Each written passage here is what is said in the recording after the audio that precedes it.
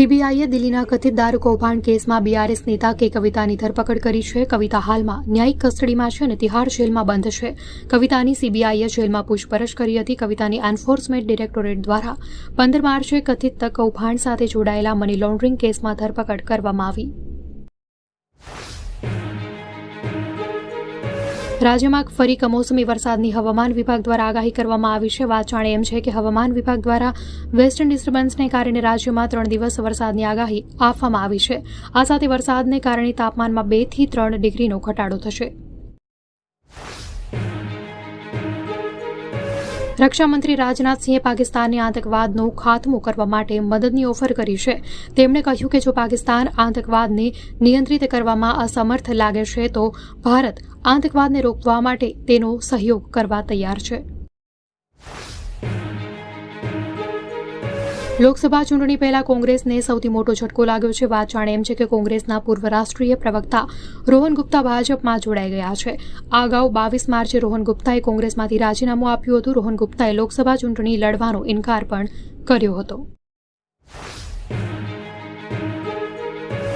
લોકસભા ચૂંટણીમાં જીત મેળવવા માટે ઉમેદવારો અવનવી રીતે મતદારોને રીઝવતા હોય છે. ત્યારે આવો જ કિસ્સો સામે આવ્યો, જેમાં કોંગ્રેસના બનાસકાંઠાના લોકસભા બેઠકના ઉમેદવાર ગેનીબેન ઠાકોર દિયોદરના શાલપુરા ગામે ભુવાજીના કાર્યક્રમમાં પહોંચ્યા હતા. સુરતમાં અચાનક રોગચાળો વકર્યો છે. વાત જાણે એમ છે કે સુરતમાં રોગચાળો ફાટી નીકળ્યા બાદ હવે ઝાડા ઉલટીથી 2 લોકોના મોત થયાના સમાચાર સામે આવતા ચકચાર મચી ગઈ છે.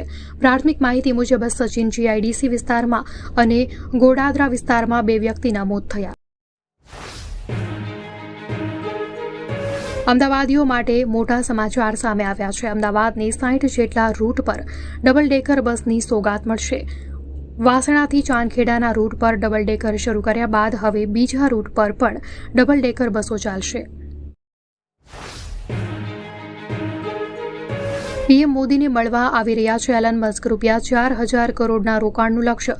પીએમ મોદી સાથેની મુલાકાત બાદ તેઓ ભારતમાં ટેસ્લા પ્લાન્ટ સ્થાપવાની જાહેરાત કરી શકે છે. મસ્કની કંપની ભારતમાં ટેસ્લા કારના ઉત્પાદન પ્લાન્ટ માટે શોધી રહી છે સ્થાન. ગુજરાતમાં ભર ઉનાળે ચૂંટણી યોજાતા રાજકીય પક્ષો ટેન્શનમાં. દેશભરમાં 7 તબક્કામાં યોજાનાર લોકસભા ચૂંટણી આપણે ત્યાં ગુજરાતમાં 7 મેના રોજ યોજાનાર છે. જો કે હવે કાળઝાળ ગરમી, ઉનાળુ વેકેશન અને સળંગ 3 રજાઓનો સંજોગ સર્જાતા નેતાઓ ચિંતાગ્રસ્ત બન્યા.